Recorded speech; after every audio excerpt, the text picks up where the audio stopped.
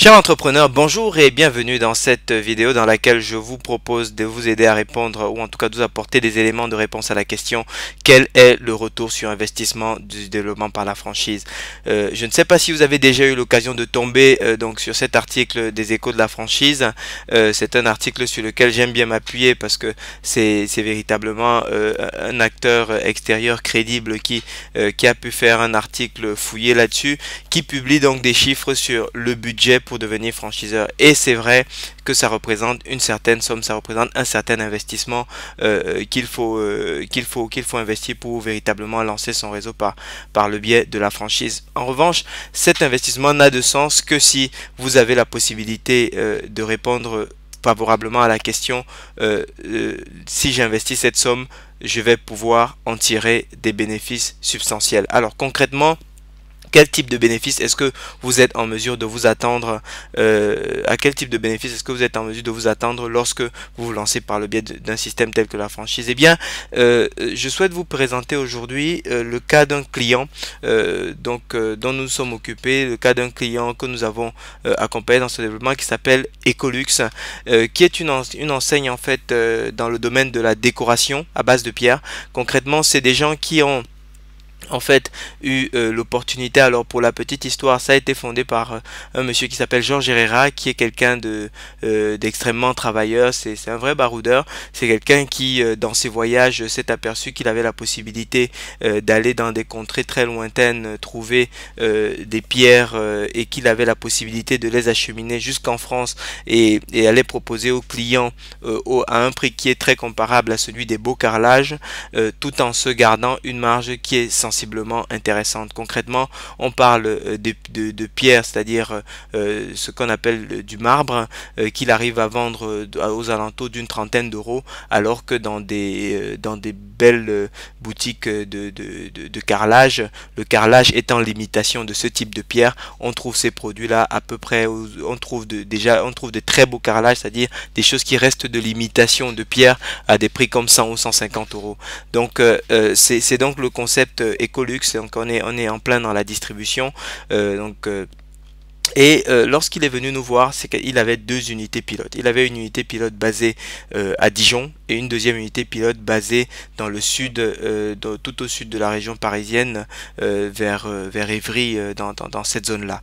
Et il nous a donc confié le travail qui consiste à développer son réseau. D'ailleurs, au départ, il a essayé tout seul, mais ensuite, il est revenu pour nous confier cette mission parce qu'il s'est aperçu que c'était véritablement un vrai travail qui demandait un véritable professionnalisme si on souhaite véritablement réussir dans le domaine de la franchise. Donc, il a cherché des spécialistes et il a fait appel à nos services. Alors, concrètement, quel a été le résultat? Nous avons pu trouver les deux premiers franchisés à Ecolux 4 mois après qu'il nous en ait confié la mission. C'est-à-dire que il a passé, je crois qu'il a essayé de le faire par ses propres moyens pendant 1 ou 2 ans. Ensuite, il nous a confié la mission et nous avons donc pu lui trouver deux premiers franchisés dans les 4 mois qui ont suivi la signature, le démarrage de la mission avec nous. Concrètement, qu'est-ce que ça veut dire donc deux franchisés chez Ecolux? Et c'est la question, je pense, à laquelle vous avez besoin d'avoir des éléments de réponse pour véritablement déterminer si le fait de vous lancer par le biais de la franchise est une opération rentable pour vous ou pas. Concrètement, pour Ecolux, ça représente un chiffre d'affaires par franchisé, c'est-à-dire que le chiffre d'affaires que le franchiseur Ecolux encaisse pour chaque franchisé qui le rentre est de l'ordre de 290 000 euros. Alors concrètement, comment est-ce que ça se répartit? Parce qu'attention, il y a une partie qui est encaissée immédiatement et une autre qui va être étalée sur la durée. Immédiatement à la signature, le franchiseur Ecolux encaisse une somme de l'ordre de 45 000 euros hors taxe pour chaque franchisé que nous lui apportons. Ça, c'est ce qui couvre ce qu'il facture pour les droits d'entrée, c'est-à-dire le droit d'accès à son savoir-faire et puis la formation. Ensuite, il va également encaisser un pourcentage de 7% de royalties sur le chiffre d'affaires de chaque magasin franchisé, sachant que chaque magasin franchisé a un chiffre d'affaires de l'ordre de 700 000 euros, ce qui est une moyenne plutôt basse parce que ça va en réalité de 650 jusqu'à 1 million, voire 1 200 000 euros. Et donc, avec une royalties de 7%, ça fait 245 000 euros sur toute la durée du contrat de franchise parce que c'est des contrats d'une durée de 7 ans. Donc c'est ce que nous lui avons recommandé de faire et il nous a suivi là-dessus. Donc c'est des contrats d'une durée de 7 ans et ça représente donc la somme de 245 000 euros ajoutée aux 45 000 euros du droit d'entrée. C'est ça qui fait le total de 290 000 euros. Mais ce n'est pas tout. Tenez-vous bien, ça fait déjà 290 000 euros par franchisé. 4 mois après avoir commencé à travailler avec nous, nous en sommes à nous avons pu lui sortir 2 franchisés. Ce qui veut dire concrètement que 4 mois après, il avait déjà encaissé plus de 500 000 euros. Il y avait déjà plus de 500 000 euros quasiment de chiffre d'affaires assuré grâce à la franchise, ce qui est évidemment très loin supérieur à ce qu'il y a investi. Alors concrètement, en plus de ça, il faut rajouter une valeur patrimoniale créée donc pour Georges Herrera de 490 000 euros déjà 4 mois après avoir démarré donc son déploiement en franchise, en tout cas après nous l'avoir confié et par rapport aux résultats que nous avons sortis. Pourquoi 490 000 euros? Ce qu'il faut bien garder en tête, c'est que lorsque vous créez un réseau, eh bien, il a une véritable valeur marchande. Aujourd'hui, ce que vous allez véritablement tirer de plus puissant du réseau que vous allez créer, ce n'est pas seulement ce que vous allez pouvoir obtenir en droit d'entrée ou en royalties, mais c'est bel et bien la marque que vous allez créer. Et cette marque, vous pouvez la vendre sur le marché de la franchise. Elle a une véritable valeur patrimoniale.